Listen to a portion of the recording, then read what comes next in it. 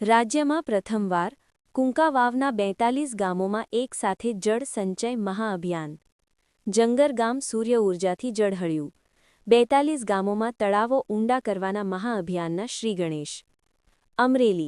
અમરેલી જિલ્લાના કુંકાવાવ તાલુકાના જંગર ગામે આજે ઇતિહાસ રચાયો છે. રાજ્ય સરકારના ઊર્જા પ્રધાન કૌશિક વેકરિયાના હસ્તે 42 ગામડા માટે જળ સંચય મહાઅભિયાનની કામગીરીનો પ્રારંભ કરવામાં આવ્યો છે. રાજ્યમાં પ્રથમ વખત કુંકાવાવ તાલુકામાં એક સાથે 42 હિટાચી મશીનો સાથે ગામડે આ કામગીરી શરૂ કરાઈ છે. અમરેલી વિધાનસભા ક્ષેત્રમાં આવેલું કુંકાવાવ તાલુકાનું નાનકડું જંગર ગામ હવે સૂર્ય ઊર્જાથી ઝળહળશે. ગામના 350થી વધુ ઘરો પર સોલાર પેનલ લગાવીને આખા ગામને સોલાર વિલેજ બનાવવામાં આવ્યું છે. આ ભગીરથ કાર્યમાં ઉદ્યોગપતિ અને દાતા હરેશભાઈ વાછાણીનો મોટો આર્થિક સહયોગ સાંપડ્યો છે. હવે આ ગામના લોકોને વીજ બિલમાંથી મુક્તિ મળશે અને પર્યાવરણનું પણ જતન થશે. આ પ્રસંગે આસપાસના ગ્રામજનો મોટી સંખ્યામાં ઉપસ્થિત રહ્યા હતા. માત્ર વીજળી જ નહીં પણ કુંકાવાવ તાલુકાના પાણીના પ્રશ્નને કાયમી ધોરણે ઉકેલવા માટે એક સાથે 42 ગામડાઓમાં જળ સંચયની કામગીરી હાથ ધરવામાં આવી છે.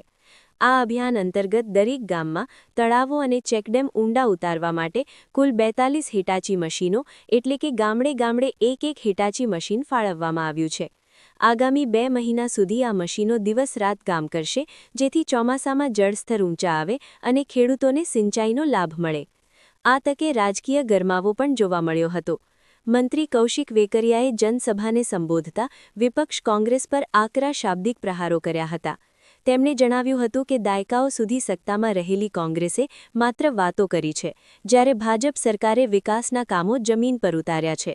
ગામડાઓને આત્મનિર્ભર બનાવવાની દિશામાં ભાજપ સરકાર મક્કમ હોવાનું તેમણે ઉમેર્યું હતું.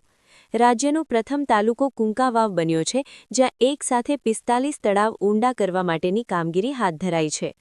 આવા સરસ અને માહિતી તેમજ જાણકારી માટે અમારી ચેનલ રાજ સ્ટુડિયો વડિયા ને લાઇક, સબસ્ક્રાઇબ અને ફોલો કરશો.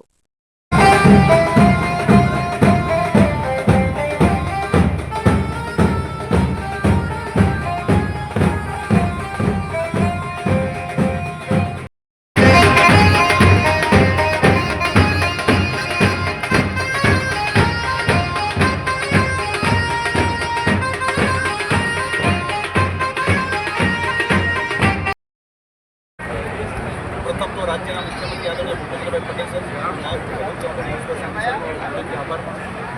અમારી વિધાનસભાની અંદર કેન્દ્રની સરકારના સહયોગથી કૃષિ વિભાગના સહયોગથી ગંગાને સાથે રાખી અમરેલી કુંકાવાવ અમારી વિધાનસભા છે એ કુંકાવાવ વિસ્તારની અંદર 45 જેટલા તળાવો આજે અમે આજે 45 જેટલા ઇતિહાસી દરેક ગામના પાદરે